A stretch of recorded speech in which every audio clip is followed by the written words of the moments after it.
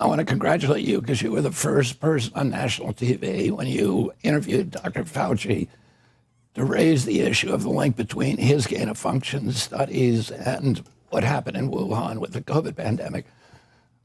As you pointed out, gain-of-function studies are the kind of science that is designed to make microbes and pathogens more virulent, more transmissible, and more deadly. It was in this country, they started doing it in 1947, the military and the intelligence agencies, in order to develop bioweapons. In 1969, President Nixon banned it all, shut down Fort Detrick, shut down all the labs. That ban, and then signed the Bioweapons Convention. That ban lasted till 2001. And after the anthrax attacks, Anthony Fauci essentially restarted the arms race and the bioweapons arms race, and did it under the pretension of developing vaccines because of the same science that you develop bioweapons and vaccines. In 2014, 3 of his bugs escaped, and 300 scientists wrote letters to President Obama asking him to shut down Anthony Fauci. President Obama declared a moratorium, but instead of shutting down his experiments, he moved them offshore, mainly to the Wuhan lab. And now, the principal institutions of our government, the CIA, the FBI, the State Department, Department of Energy, all say that it is most likely that those experiments resulted in the COVID-19 pandemic beginning in 2019. So President Trump today moved to shut down this kind of research in this country and to stop funding it abroad. Do you think this is the reason that Anthony Fauci was given a pardon by Joe Biden, and that in some way is linked to this gain-of-function funding? I don't know what was going on in Joe Biden's head, but I think that Anthony Fauci probably asked for that pardon, knowing that he had some liabilities here that were more than reputational. They were legal liabilities. A number of my friends who are in medical research, who are conservatives, big supporters of the president, they understand the need to streamline a lot of bureaucracy at HHS. They're also concerned about future federal funding of legitimate and good research projects. Do you have any updates on that, how that people can rest easy that research will continue and it will continue to get some federal funding? Yeah, and first of all, what we're cutting is waste, fraud, and abuse. We're streamlining an agency that grew by 38% in the 4 years that President Biden was in the White House, and we're dialing it back to the pre-Biden administration. And the agency was not doing what it was supposed to be doing, which is preventing disease, chronic disease, particularly in Americans.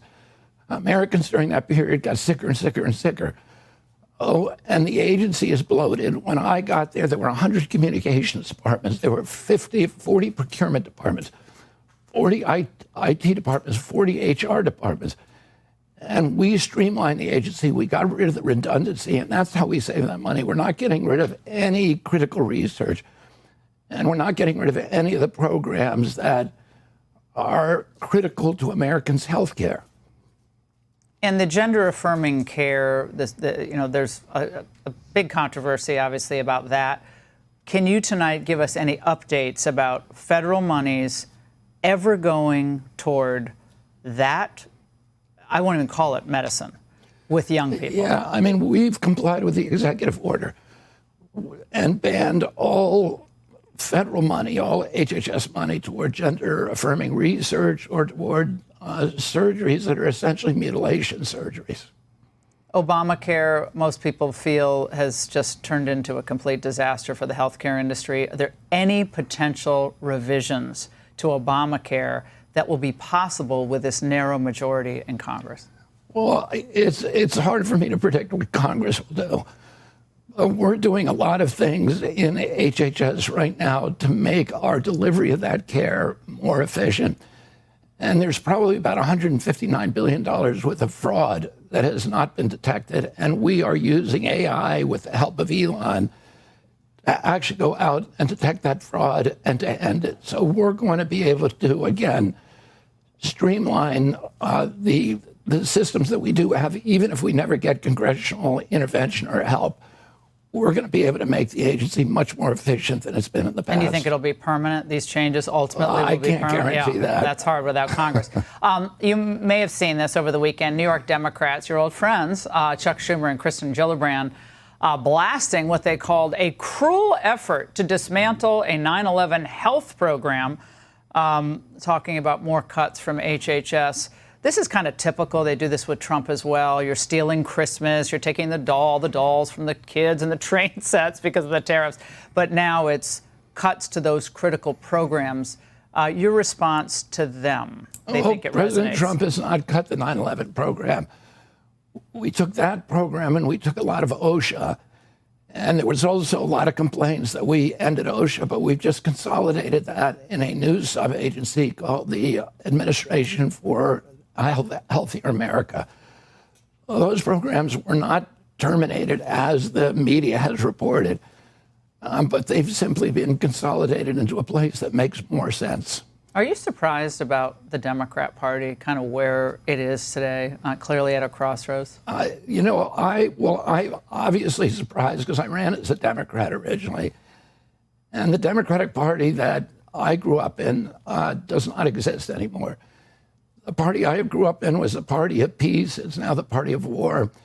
It was the party of speech freedom and constitutional rights. It's now the party of censorship. It was the party that promoted women's sports. My uncle, Ted Kennedy, wrote Title IX and considered women's sports sacrosanct. And today, the Democratic Party is trying to dismantle Title IX. And I could go down a long list, but it's, as you know, it's very, very odd that President Trump is not only dictating the agenda of the Republican Party, but he is also dictating the agenda of the Democratic Party. They only have one issue, and that is we hate Donald Trump. You know, for many years, the Democrats were against NAFTA.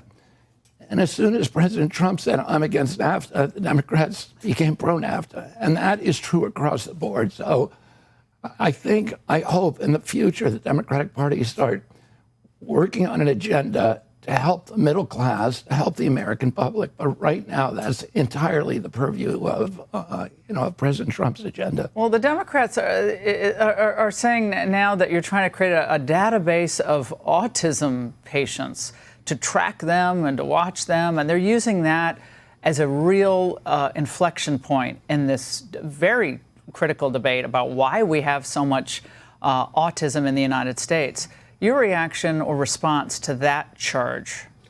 Well, you know, one of the problems that we've had at CDC and NIH and FDA has been a kind of data chaos, and particularly around the issue of autism, where not only do they not understand, and they can't tell us the etiology, the origins of why are we having an epidemic, but they deny an epidemic exists. And even though every year the numbers go up, we've gone in 1 in 10,000 in 1970 to 1 in every 31 kids today. In California, which has the best database, it's 1 in every 20 children, 1 in every 12.5 boys. This is an existential disease. Every other disease like this has a registry, and it's voluntary. The public health officials can monitor the numbers. It's not private information. It's not information that is going to go out to other agencies. It's a voluntary system where your privacy is protected. Just a system for keeping track of a disease that is now becoming debilitating to the American people. Well, we need that. We need that for COVID vaccine injuries, all of this. Mr. Secretary, you're tackling a lot at the same time. No wonder they're filing so many lawsuits against you. Thank you so much. Great to see you. Thank you very much. Thanks for coming in.